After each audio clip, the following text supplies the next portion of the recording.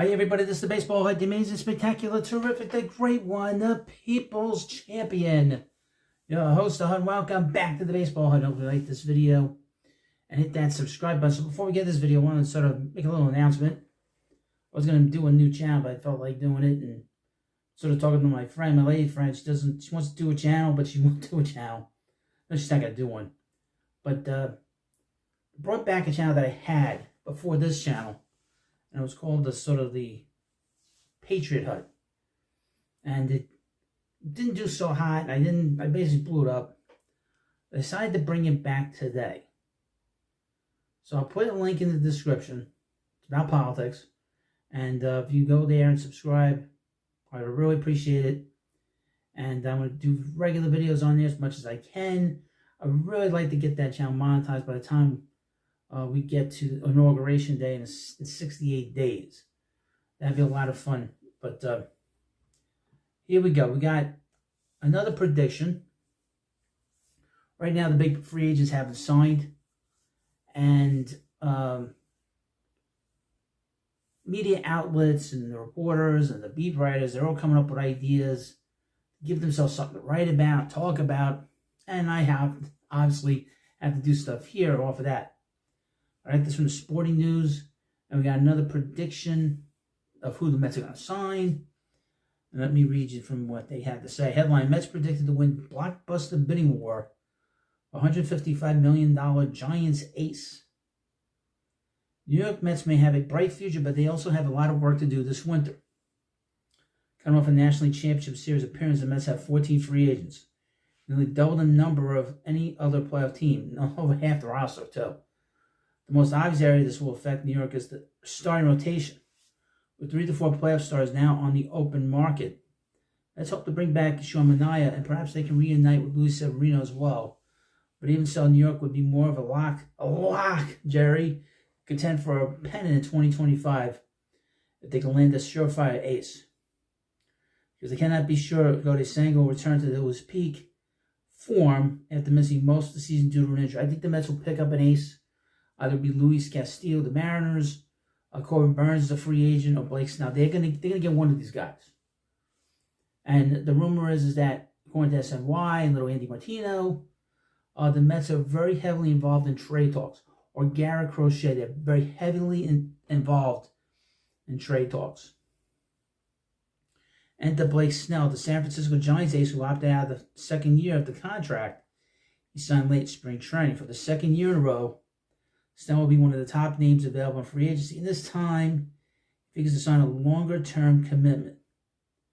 On Wednesday, David Brown and Deadspin predicted that the Mets would win the Snell sweepstakes, signing the two-time Cy Young Award winner to a 5-year, get this, $155 million contract. Quote, Snell finished with solid results, 3.12 ERA with 150 strikeouts and 104 innings, despite signing late free agency and missing several starts with minor injuries. Batters made weak contact against him. 63 slug, 86 miles per hour average exit velocity, and Snell had the best strikeout percentage of his career. And he also had a no-hitter, which was the first time he ever pitched into the 9th inning. The guy pitched a no-hitter. It was the first time he ever pitched into the 9th inning this year. Anywhere. I don't think he ever did in the minor leagues. He certainly didn't do that with the Rays. Snell might come with more risk than some of the other free agent pitchers this winter. The 31-year-old has also been the most dominant by far at his peak. That was more evident than ever from July onward this year, when Snell led the majors with a 1.29 ERA and 105 strikeouts. The Giants will certainly have something to say about Snell leaving, and at least a half dozen other teams should be in play for such a productive pitcher. But the Mets may just have the deep pockets and the desperation to carry the day once the bidding war begins. Desperation is not the word I would use. It's more like that it's an opportunity. The Mets have unlimited opportunities to improve this club and get to that next level. They have a good core.